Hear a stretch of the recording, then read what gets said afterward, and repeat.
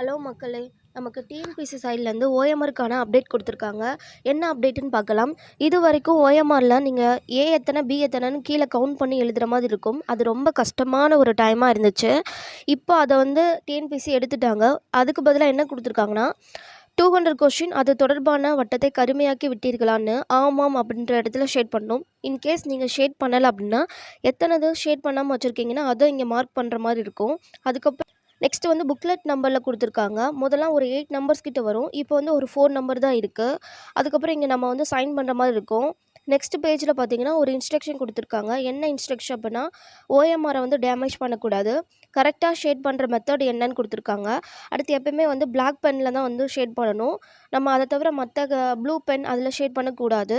அடுத்து எந்த மாதிரி குறியீடும் இடக்கூடாது. தேர்வர்கள் அதற்குரிய இடத்துல கையொப்பம் இட்டிருக்கணும். நெக்ஸ்ட்டு புக்லெட் நம்பரை சரியாக வந்து மார்க் பண்ணி ஷேட் பண்ணியிருக்கணும். நம்ம பண்ணுற மிஸ்டேக்கு 0.5 மார்க் கம்மி பண்ணவும் சொல்லியிருக்காங்க. ஏதாவது ஒரு ஆன்சருக்கு ஷேட் பண்ணாமல் வச்சுருந்தா, அதுக்கப்புறம் இடது கை பெருவிரல் ரேகை வைக்காமல் வச்சுருந்தா 0.5 மார்க் கம்மியாகும். ஃப்ரீயாக இருக்கிறப்போ இந்த பிடிஎஃப் டவுன்லோட் பண்ணி ரீட் பண்ணி பாருங்கள். டெஸ்ட் ப்ராக்டிஸ் பண்ணும்போது இந்த ஓஎம்ஆர் ஷீட்லேயே வந்து ட்ரை பண்ணி பாருங்கள். நெக்ஸ்ட் வீடியோவில் பார்க்கலாம். தேங்க்யூ.